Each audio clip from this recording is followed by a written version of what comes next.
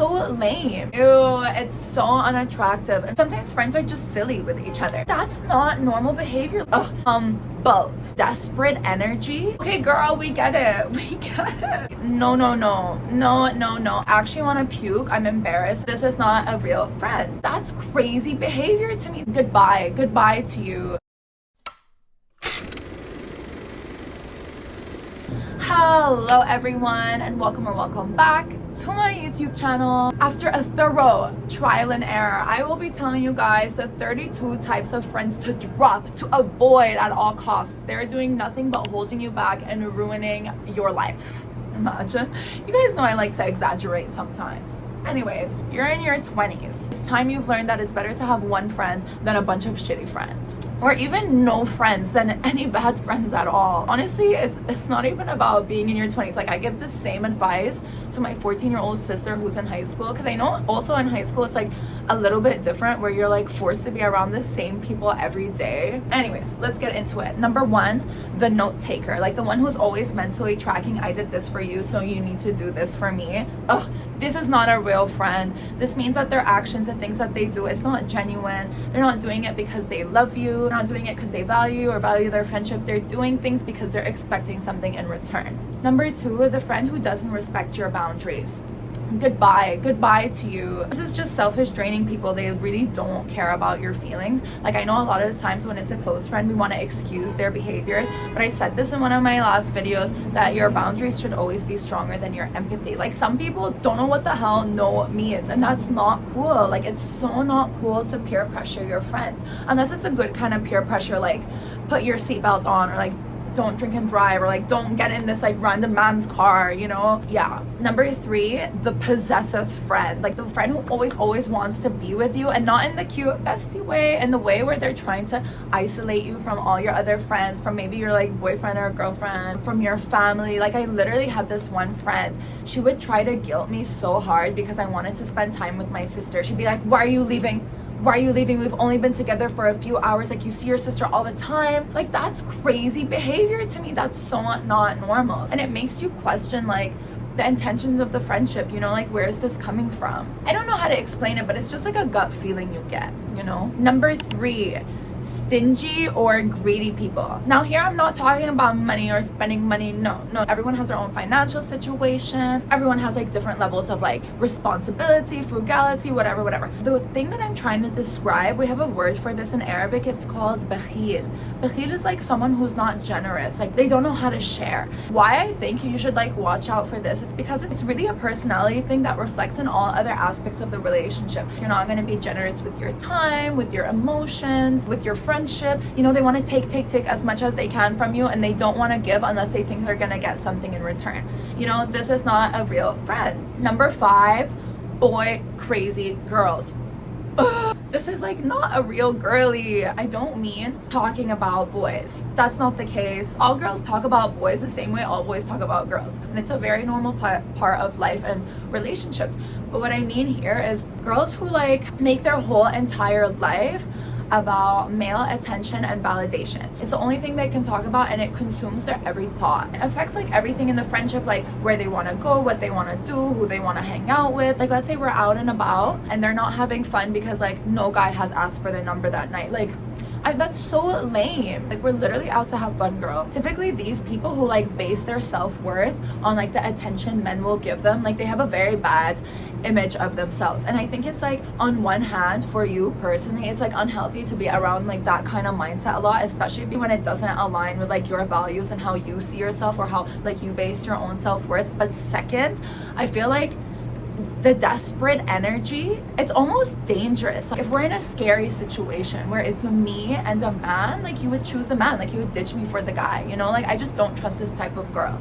Number six, the whole opposite extreme, the man haters, especially when they do it in the name of feminism. Like, no, I am a feminist and I don't agree with that. Like, yes, we hate sexist men, we hate misogynistic men, but when you're a true feminist, you're advocating for equity, for empowerment, for collaboration. And being like such an extreme man hater undermines all these values. Okay, aside from the fact that like these values of ours clash, typically like the extreme man haters, I find them to be very hostile, very negative, very toxic. Like it's hard to have a constructive dialogue with them. I also find that it can be hard, like as a girl, let's say I'm having a relationship problem and I want to talk to you about it. It's hard to have this conversation because like they tend to be really mean or really negative about it. It's like, all men suck, I hate all men. It's like, okay girl, we get it, we get it. And I'm not just talking about this situation, but it's always hard to be friends with any kind of extreme. Number 7, people who need to be humbled. I'm talking about people who are arrogant, like people who come in with all this audacity, like they think they're the shit. Sorry, please, you need to take a step back, like sit down. The type of person I'm thinking of are those who are like rude to service workers or like rude to waiters, you know, like they think these people are beneath them. I actually want to puke, I'm embarrassed, and I don't want to be seen around you. Aside from whatever someone might be thinking in their head, like you don't know how they actually feel, you don't know their values, I think it's the easiest thing in the world to say please and thank you. And if you can't even have like basic manners, show some respect when you're in public, imagine how this person will treat you in private once they get super comfortable with you. I just don't trust these types of people. It's almost like when you see a man screaming at his wife in public, it's like, damn, if you're acting like this in front of me, in front of complete strangers, imagine how you're acting at home, you know? Maybe that's an extreme example. Number 8, the friends who cannot, for the life of them, cannot follow through. Like, you know, they talk the talk, but they can't walk the walk. Ew, it's so unattractive in friendships and in relationships. Like, just says a lot about their character that you can't rely on them for anything, especially in a bad time. And I feel like you know your friends by who's around you in a bad time. Number 9, the friend who underplays your achievements. This is just a secret hater. Like the person who for the life of them cannot say congrats. I used to have a very, very close friend who would like poke holes in everything I was excited about. And at the time, because I loved her so much, like in my head I would always like make excuses for her, like whatever, she doesn't mean it, and I would just like never share any good news.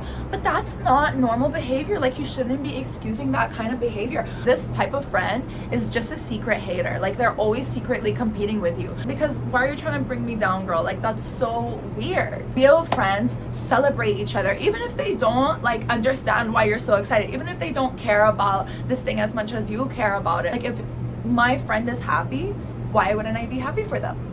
You know, just watch out for the jealous type here, or the one with the inferiority complex. Now I'm talking about me personally, but I set like everyone does, I set a certain standard with myself for how I should be talking to myself, treating myself, like the things that are important in my life. So why am I gonna welcome you in my life if you're not gonna lift me up, you're just gonna bring me down? Like what's the point of having a friend like that? Like I'd rather have no friends because I can treat myself better than you can treat me in this friendship. Number 10, the friends who make jokes at your expense. Okay, this is like a weird one to explain because like sometimes friends are just silly with each other, you know, but I'm talking about the type of people who like try to embarrass you. And I think it's just so weird. Like it's so weird and so subtle, like it's almost hard to catch it. Some people feel the need to be above others, so if they feel like, okay, now you're competing with me, they'll try to bring you down so they can be above you, you know? Number 11, the friends who don't do anything with their lives. Like they have no interests, no hobbies, no ambitions, no like dreams of any sort. Like what do you even bring to the table? Look, like I really believe there are different kinds of friends for like different purposes, but at the same time, the real friendships, when it really comes down to it, it's about surrounding yourself with people who match your values. Like I'm not a bum, so why would I want to be friends with a bum? Number 12, people who partake in harmful gossip. Look, it's hard to explain this because gossip is such a strong word. Let's say my friend is upset with someone and she's complaining to me. That's not gossiping. Or she's telling me something that has happened. That's just like updating. You know what I mean? Like this isn't something harmful. She's just like telling me something. That's one thing. But there are some people who gossip to like ruin someone's reputation, to like really intentionally hurt someone. Or like, let's say they're telling you a secret that they shouldn't be telling you. Oh my God, just beware of this type of person. They are not to be trusted on any levels at any cost. First of all, never tell your secrets to them. Just like don't share personal things. Number 2, either they're just a bad person with bad intentions, or they're so lame, they're such losers that they have nothing to talk about other than other people. Number 3, they're 1000%, 1,000,000,000% gossiping about you. And if not, they're partaking and enjoying when other people are gossiping about you. And of course, we all know this, if they talk bad about their friends and they're hanging out with these people, then they're talking bad about you and still hanging out with you. Number 13, people who act like complete idiots. They're just chaotic and messy, but not in the socially acceptable way or in the funny way when you're like 16, 17. No, in the weird, embarrassing, irresponsible, unattractive, ugly way. Like, sorry babe, you're 20, please get it together. Like, it's okay to reach an age where you're above certain things. Like, I'm thinking of situations where this person is putting themselves or even putting you and putting the rest of the group in danger. Like, this is not a good friend, you know, like, get it together. Number 14, people who oh my god, hear me out guys. People who have a lot, and I mean a lot, of bad luck. Hear me out. I really believe in fate, you know, and how like certain things are not in your control and certain things happen just because they happen, right? But there are certain people who like, you know what, I'm going in after this. There are certain people who like constantly always have bad luck. I'm sorry, that is them. Like, they're causing this. Negative people with bad and negative mindsets attract bad luck and attract negative things that happen to them in their life. And I think like over time, it's just not healthy to be around because emotional states are contagious. It's true that you are a combination of like the 5 most people that you hang out with. And if you're like constantly around this negative person who's like always attracting these bad things, I promise you, you'll be picking up these bad habits. You'll be picking up negative mantras and like bad ways of thinking and khalas, out of here. Before I get to number 15, I actually think I'm gonna split this video into 2 parts because it's getting pretty long and I have so much to say still. Number 15, avoidant friendships. Look, I don't know if I'm using the right term. I'm thinking about people who, like, let's say they're upset, they'll give you the silent treatment, they'll be passive aggressive. And look, honestly, conflict can certainly be super emotional. It all goes back to like how comfortable you are as a person. Like, some people tend to tackle it head on and some people avoid it completely. Like, sometimes I'm an avoider, you know, and that's fine. But if it's a true friend, if this is a real friendship, there should always be the chance. Are you kidding me? You should always be giving your friend the chance to fix things. Like, there should at least be an attempt to talk about this problem, no matter how uncomfortable it makes either of you. You'll learn this over time that some people truly, they just want you to chase them. Like, they don't want a real friend, they just want you to chase them. They'll ghost you, they'll show you attitude, they'll give you the silent treatment, they will do everything except tell you that they're upset. And like, isn't that kind of crazy? Okay guys, I'm actually glad I decided to split this video into 2 parts. Hope you liked part 1. Just wait for the juicier tea, the better advice that's gonna come in part 2. Anyways, let me know in the comments down below if you strongly agree or disagree with any of these opinions. If I made you notice something that maybe you haven't noticed before, I would love to know. I always want to hear from you guys. And yeah, thanks for watching my video and I'll see you guys in part 2.